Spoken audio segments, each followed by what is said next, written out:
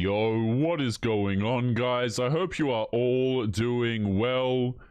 So on today's episode, we are going to be taking a look at some videos here of modern women who are regretting hookup culture. Now, why on earth these women post their dating lives to TikTok, I have no idea. I'm going to assume that it's just for attention more than anything. But a lot of these things are straight up embarrassing, even though the girls don't seem to realize it. So without further ado, let's just jump right in. As always, don't forget to leave your thoughts and your comments. And this first one is titled, "When I was crying in my best friend's arms after he ended things with me and saying that I'd wait for him even though he's not ready for a relationship." Let's take a listen. Only love makes you that crazy, sweetheart. And that damn stupid. So I just saw a TikTok where this girl was talking about her delusionship, and I just thought that was so real. Like, sometimes there really is not even a situation for you to be overthinking and crying about. All it really is that somebody came along and they gave you a little morsel of whatever you were craving. Affection, a sense of possibilities, or possibility of commitment, a future together. But in reality, you know the answer. Yeah, and the answer is, you were just a piece of fun for some Chad to use for, you know, his Thursday evening that was a little bit too boring for him. Okay, because what these women, they say that they're craving commitment and a bit of attention. These women can literally get commitment from the average guy, no problem. They can get attention for posting literally anything to Instagram. Hell, they could post a picture of their hand and they will receive some DMs from dudes, okay? But what they really want is they want commitment from the dudes that they cannot have. You know, I saw a couple of videos recently, I think they were Instagram Reels or something, where women were complaining about like lack of options in dating, and in the comments they got rightfully roasted for it because they have a stupid amount of options. But let's keep going. Together, but in reality, you know the answer. You know this is going nowhere. You know that, you know, he or she is not going to commit to you or will never put in the work required. But then your wounded inner child or attachment style or whatever will then take that morsel, and then it'll just feel good to go, and then it'll create delusions in your head.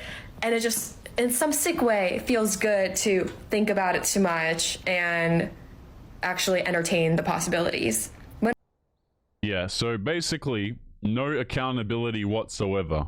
I stuck with the bad boys. I chased the bad boys who didn't want me, and it was very clear that they weren't going to commit to me. And the reason why I did that was because of my attachment style, right? Not because of the decisions that you made or anything like that. It's your inner child and your trauma and stuff like this. There's never any actual accountability that's being taken, right? It's always something that's happening to them. Oh, whoops, I slipped and I ended up having bedroom fun with a dude for 6 months and I didn't get a relationship out of him. But you know what else is really questionable about these videos, guys, is the amount of filters that these women use. Obviously, their skincare is terrible, which brings us to today's video sponsor, Tiege Hanley. So guys, Tiege Hanley is a skincare company that helps men start and maintain a skincare routine by making the entire process really simple. It is literally the best skincare system for guys like you and me, and although you may not be an animated vampire, I know that you will love it too. The best way to start with Tiege Hanley is with their level 1 system, which is what I currently use, and it comes with all of the basics. You get a daily face wash to get rid of all the dirt and grime on your skin. You get a 2 times per week exfoliating scrub to get rid of the dead skin.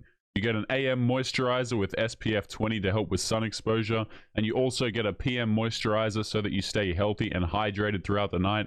Tiege Hanley is great because every single box comes with an instruction card that literally tells you when to use each product, how much of each product to use, and in exactly what order.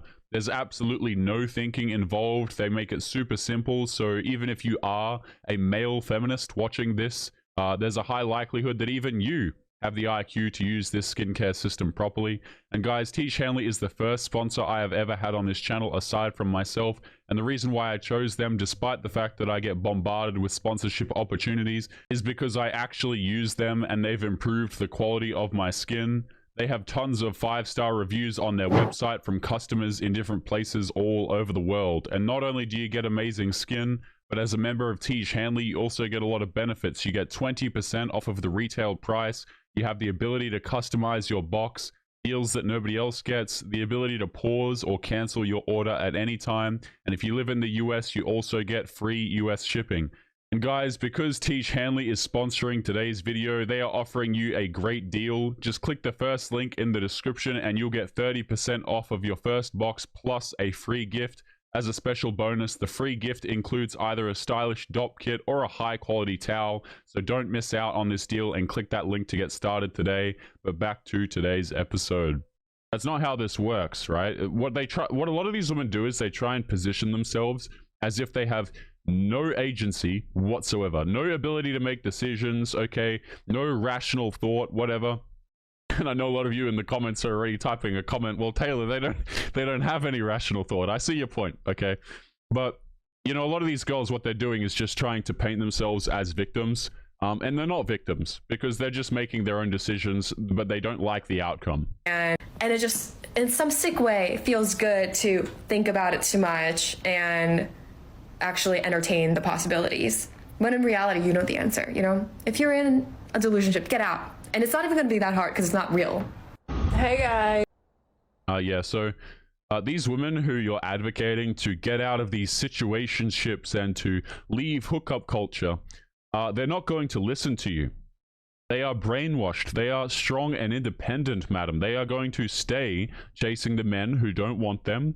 And you know, you're not going to be able to save them. This is the way it goes. And if you try and help them, if you try and tell them anything constructive, well, obviously you don't like women and you are a misogynist, is the way it goes these days. Hey guys, day 24, running every single day until I'm over my failed situationship. Ready to run? Yeah? Yeah, we're not running. I'm violently ill. As for the situationship and the update on my moving on and healing there, if I think about it, I get really sad. And I was talking to my therapist about this yesterday, but she did point out that like I haven't been super sad at all, and so it's likely that I'm going through the 4th stage of grief, which is depression. And the good news there is that acceptance comes next, baby. Let me get this straight. You are grieving essentially over not a relationship, not a marriage, not a partnership, no, none of these things. You are not someone passing away in the family, okay? You are grieving over a relationship that you never even had. This is beautiful, man. TikTok, you know, it gets a bad rap, guys. People say that it's a terrible platform, but you know what? It absolutely is. I've got nothing for that. It absolutely is, okay? You have these people jumping on here who, you know, they say things which I wonder if the therapists are laughing at them. The therapists are probably sitting there and they're like, well, this girl's problems are so incredibly silly. She's coming to see me paying hundreds of dollars a session, okay, to talk to me about her grievances with a relationship that she never even had. These therapists are absolutely making bank off of these women. I tell you what. These people are probably like, yeah, you know, sitting there giving them their talks or whatever. And then in the back of their head, they're thinking, what the hell is going on? You know, or maybe it's, you know, maybe those therapists are the same women and they've been in the exact same situation and perhaps they're realizing how silly they seem when they're in the same thing. But in any case, these therapists must be making absolute money off of these women, I have to assume.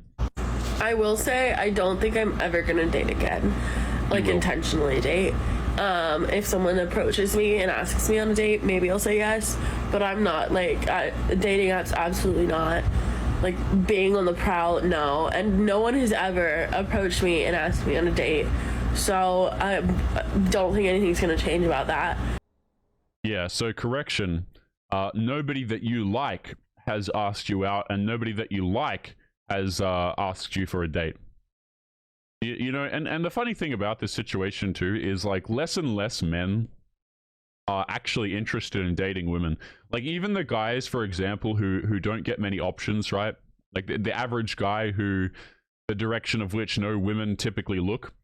These guys are like, well, why would I even offer the dates to these women? Why would I want to take them out when, number one, they don't even want the individual, right? Like, why would a guy say, well, let me take this woman out on a $200 dinner date, treat her like a princess, but the men that she's chasing are dudes who didn't have to get her crap. Like, this is a woman who's crying over a relationship that she literally didn't even have.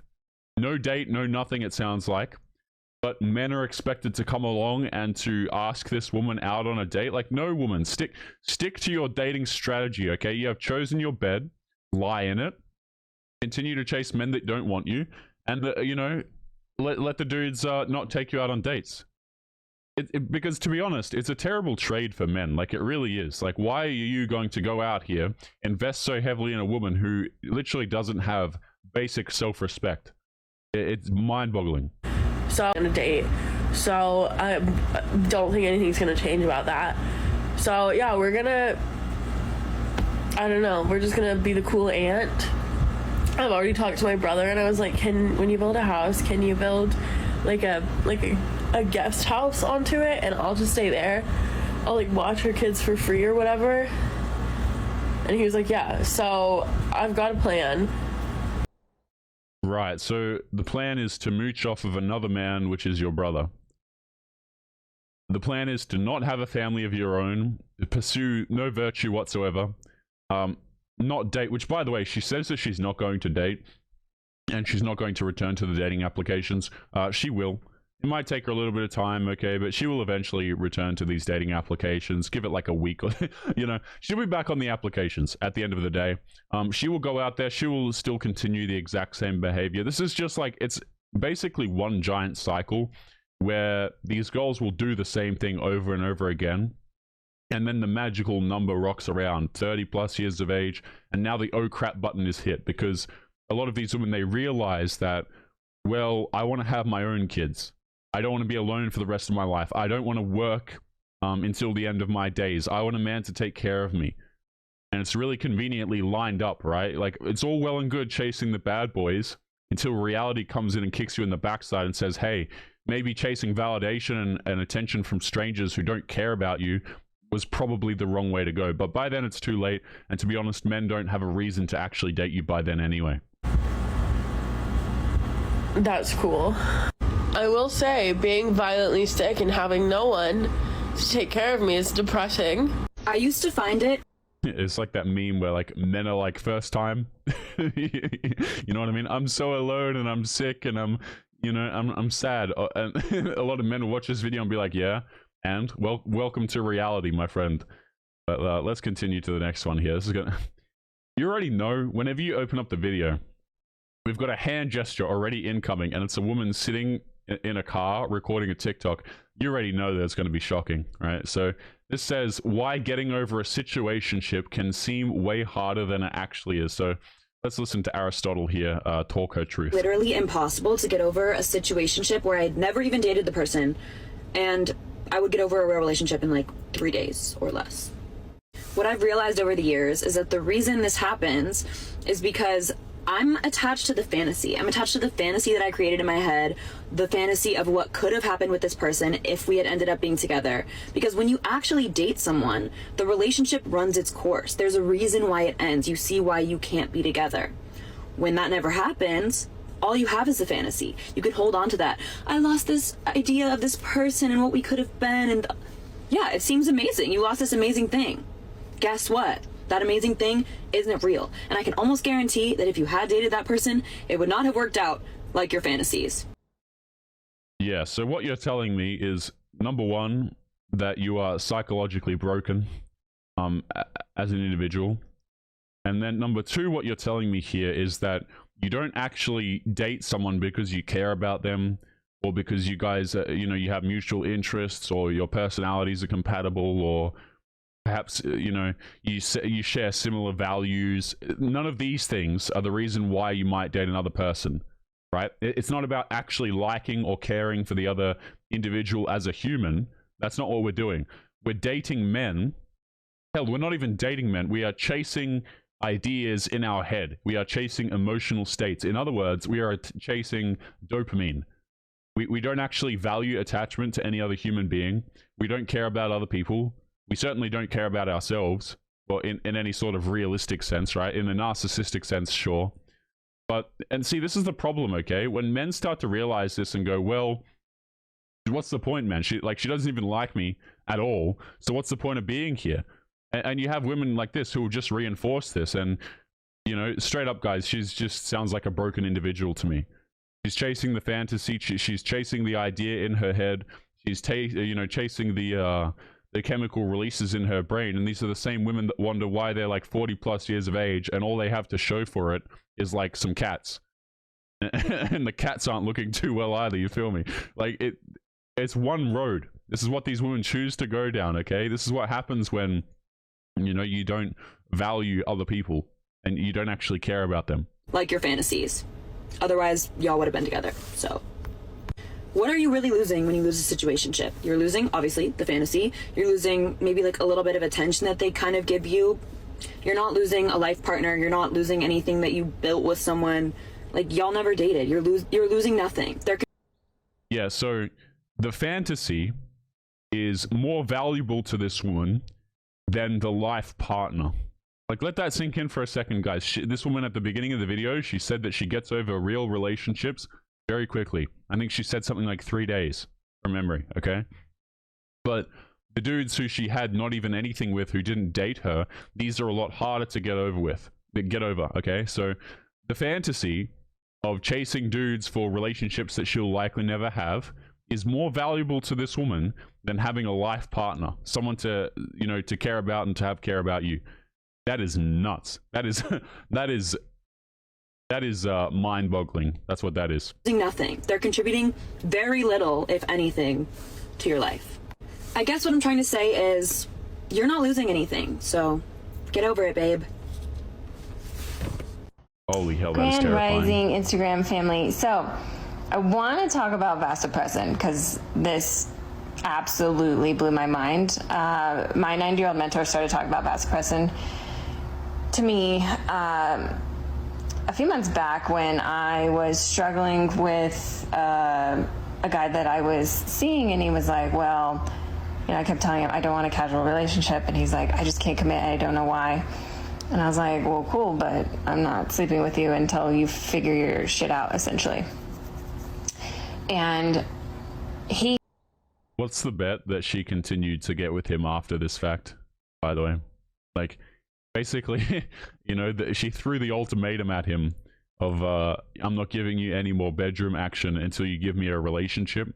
Number one, do you think that she stuck to that after the fact? I am skeptical.